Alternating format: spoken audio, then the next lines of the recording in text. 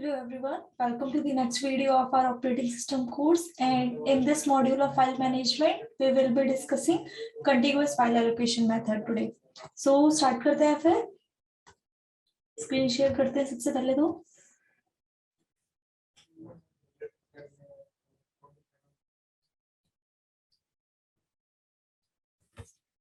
हाँ यार, contiguous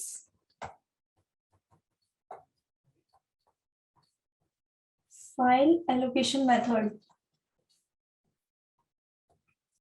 होता क्या है यार? ये बेसिकली हमें अभी तक हमने अपनी पिछली वीडियो में अभी ये देखा था कि जो हमारी फाइल है बेसिकली हम उसे लॉजिकल ब्लॉक्स में डिवाइड करते हैं, है ना। उसी तरह से हम अपने डिस्क को फिजिकल ब्लॉक्स में डिवाइड कर रहे हैं, ठीक है। और हमें करना क्या होता है, जो अपने ये लॉजिकल ब्लॉक्स हैं इन्हें फिजिकल ब्लॉक्स में एलोकेट करना है। बेसिकली हमें अपनी फाइल को जब डिस्क में एलोकेट करना है तो हम करते क्या है, जो ये लॉजिकल ब्लॉक्स है हमारे, इन्हें फिजिकल ब्लॉक्स में एलोकेट करना होता है। तो यार अगर मैं इसे डिस्क के डायग्राम से देखने की कोशिश करूं कि अगर ये मेरी डिस्क है, ठीक है, और इसके अंदर अलग अलग ब्लॉक्स हैं जिन्हें मैं फिजिकल ब्लॉक्स बोल रही हूँ। तो अगर मेरे को अपनी कोई भी फाइल है, लेट से फाइल 1 है मेरे पास, उस फिजिकल ब्लॉक के उस फाइल के मेरे पास 4 लॉजिकल ब्लॉक्स हैं, ठीक है। उन 4 लॉजिकल ब्लॉक्स को जब मेरे को अपने 4 फिजिकल ब्लॉक्स में एलोकेट करना है तो मेरे पास क्या ऑप्शन है कि मैं एक साथ जहां मेरे को 4 खाली ब्लॉक मिले मैं वहां एलोकेट कर दूं, ठीक है, या फिर मैं रेंडमली किन्हीं 4 ब्लॉक्स में अपने फाइल के लॉजिकल ब्लॉक्स को एलोकेट करूं, ठीक है। मेरे पास 2 तरह से मैं एलोकेशन कर सकती हूँ। तो बेसिकली जब मैं ये एलोकेशन एक कॉन्टिन्यूअस मैनर में करती हूँ ना, कि मैं जितने भी मेरे एक फाइल के ब्लॉक्स हैं उन ब्लॉक्स को मैं अपनी हार्ड डिस्क में एक साथ जब एलोकेट करूंगी एक कॉन्टिन्यूअस वे में, वो मेरा होता है कॉन्टिग्युअस फाइल एलोकेशन मेथड, ठीक है। बेसिकली कॉन्टिग्युअस फाइल एलोकेशन मेथड में मैं करती क्या हूँ, मैं देखती हूँ कि यार मेरी जो भी फाइल है उसके जितने भी ब्लॉक्स हैं, अगर उतने ब्लॉक्स मेरे हार्ड डिस्क में एक साथ मेरे को एम्प्टी मिल जाते हैं, ठीक है, तो मैं सीधा उन ब्लॉक्स को अपनी हार्ड डिस्क में स्टोर कर देती हूँ, ठीक है। क्लियर है वाली चीज? इसे एक एग्जांपल के साथ देखते हैं। ये जो है हमारा, ये कंटिन्यूअस फाइल एलोकेशन मेथड का एग्जांपल है। इसमें है क्या, हमारे पास ये मेरी हार्ड डिस्क है, ठीक है, और मेरे पास कुछ फाइल्स हैं। ये फाइल्स की जो उन फाइल्स को मैं हार्ड डिस्क में स्टोर करूंगी उनकी जो इन्फॉर्मेशन है ना, वो हम एक डायरेक्टरी में मेंटेन करते हैं, ठीक है। तो डायरेक्टरी में कंटिन्यूअस फाइल एलोकेशन मेथड के केस में हम क्या क्या इन्फॉर्मेशन स्टोर करते हैं, बेसिकली वी स्टोर की बेसिकली हमारा जो, जैसे मेरे पास फाइल 1 है, अगर मेरी फाइल 1 जो मेरी फाइल 1 है उसे जब मैं हार्ड डिस्क में स्टोर कर रही हूँ तो मेरा हार्ड डिस्क के स्टार्टिंग ब्लॉक का एड्रेस क्या है, ठीक है। इसे मैं अपनी डायरेक्टरी में एक तो स्टोर करती हूँ, और मैं दूसरी चीज क्या स्टोर करती हूँ कि मेरी फाइल 1 ने कितने ब्लॉक्स का स्पेस लिया है, ठीक है, क्या लेंथ है बेसिकली मेरी फाइल 1 की। अगर मैं इसे मतलब एक रॉ फॉर्म में बोलूँ तो इस तरह से मैं एक फाइल 3 का केस लेके इस चीज को एग्जांपल समझाने की कोशिश करती हूँ। जैसे फाइल 3 है, फाइल 3 का क्या दिया हुआ है हमें यहाँ पे, फाइल 3 स्टार्ट्स फ्रॉम 19, मतलब 19 का मतलब मेरी हार्ड डिस्क के 19th ब्लॉक से मेरा फाइल 3 के जो ब्लॉक्स है वो स्टार्ट हो रहे हैं, ठीक है। फाइल 3 मेरी हार्ड डिस्क में 19th ब्लॉक से स्टार्ट हो रही है और उसे कितने स्पेस लिए हैं, उसने 6 लेंथ का स्पेस लिया है। मतलब 19 से जो मेरे 6 ब्लॉक्स हैं वो मेरे फाइल 3 के एलोकेटेड है। तो बेसिकली 19, 20, 21, 22, 23 और 24 ये मेरे फाइल 3 के ब्लॉक्स हैं, ठीक है। सिमिलरली यार अगर मैं अपने बाकी फाइल्स के केस में देखूं, फाइल 1, फाइल 2, ये सब इसी तरह से मेरे हार्ड डिस्क में एलोकेट होते हैं। अब मैं एक एग्जांपल लूं कि अगर मेरे को फाइल 6 को एलोकेट करना है, फाइल 6 को एलोकेट करने के लिए हम देख लेते हैं, अगर मेरे फाइल 6 का साइज मानो उसकी लेंथ 2 है, तो मैं क्या कैसे एलोकेट करूंगी इसे अपने अगर मैं कॉन्टिग्युअस फाइल एलोकेशन मेथड फॉलो कर रही हूँ तो मैं फाइल 6 को कैसे एलोकेट करूंगी, मैं देखूंगी कहाँ मेरे 2 ब्लॉक्स खाली हैं मेरे हार्ड डिस्क में, और मैं ले जाके उन फाइल 6 के इन दोनों ब्लॉक्स को हार्ड डिस्क में स्टोर कर दूंगी। ठीक है, क्लियर है ये वाली चीज अभी तक? अभी क्या है,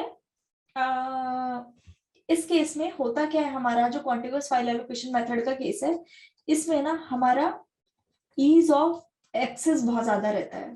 ठीक है, ईज ऑफ एक्सेस सिंपल है यार, अगर मेरे को फाइल 2 का सेकंड ब्लॉक एक्सेस करना है, ठीक है, तो मैं कैसे एक्सेस कर सकती हूँ, मैं देखूंगी डायरेक्टरी में जाके कि मेरा फाइल 2 का जो स्टार्टिंग ब्लॉक है वो कहाँ से है, 14 से है। ठीक है, 14 से मैं सेकंड ब्लॉक पे जाके सिंपल अपना फाइल 2 का सेकंड ब्लॉक एक्सेस कर लूंगी।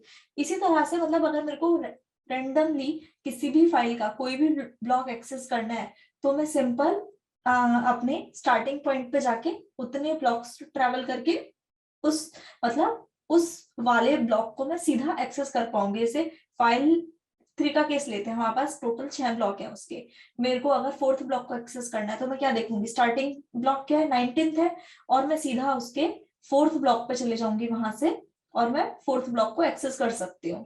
ठीक है, क्लियर है वाली चीज? तो ईज ऑफ एक्सेस मेरी कंटिन्यूअस फाइल एलोकेशन मेथड के केस में बहुत ज्यादा है। अभी यार मतलब हमने ये चीज देखी थी अभी पहले कि हम जो ये फाइल एलोकेशन मेथड्स डिस्कस कर रहे हैं, इसके हमारे पास मेन जो है हम 2 पैरामीटर्स पे इन्हें जज करने वाले हैं। फर्स्ट तो हमारा यही कि ईज ऑफ एक्सेस हमारा कितना है, और दूसरा हमारा क्या पॉइंट था कि जो हमारी हार्ड डिस्क है इसकी मैक्सिमम यूटिलाइजेशन हो पा रही है नहीं हो पा रही।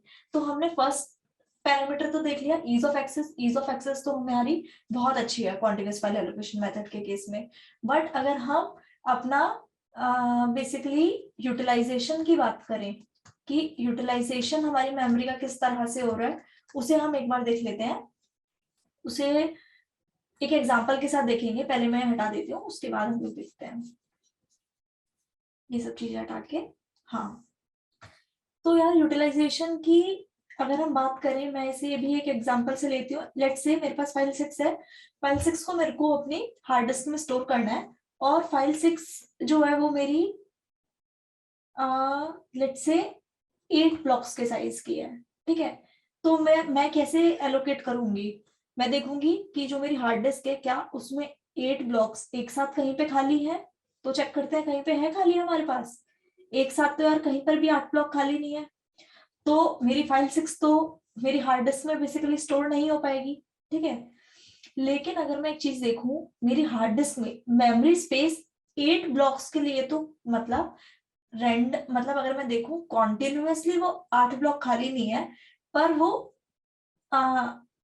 कलेक्टिवली 8 ब्लॉक्स वैसे तो खाली है मेरे पास, मतलब 4 ब्लॉक्स यहाँ खाली हैं, 6 ब्लॉक यहाँ खाली हैं, 2 ब्लॉक यहाँ खाली हैं, 8 ब्लॉक से तो बहुत ज्यादा मेरे पास मेमोरी स्पेस खाली है।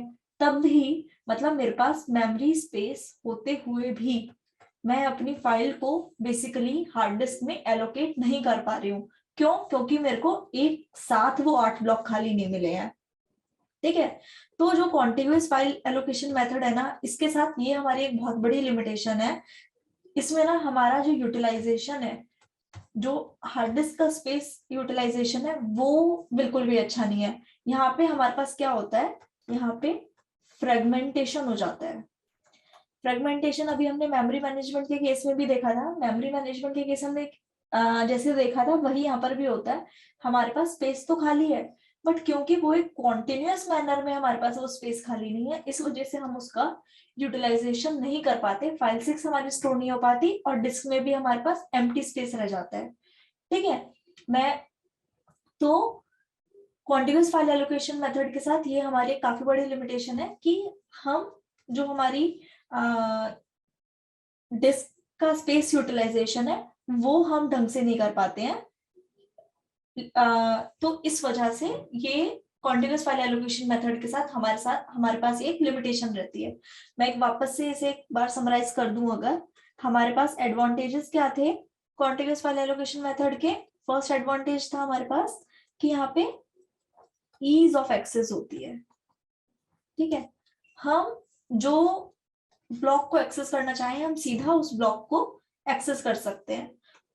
बट इसके साथ हमारा डिसएडवांटेज भी होता है। डिसएडवांटेज क्या है बेसिकली हमारा? डिसएडवांटेज है हमारा कि यार यहाँ हमारे पास फ्रेगमेंटेशन हो जाता है। बेसिकली अगर मैं कहूँ यूटिलाइजेशन हार्ड डिस्क का वो काफी कम हो जाता है। तो ये हमारा कॉन्टिन्यूअस फाइल एलोकेशन मेथड के साथ ये हमारे एडवांटेजेस और लिमिटेशंस है। इसे हम लोग किस तरह से इसके जो डिसएडवांटेजेस हैं उन्हें हटा के हम कौन सा मेथड यूज करते हैं ये हम लोग आगे देखेंगे अभी। ठीक है,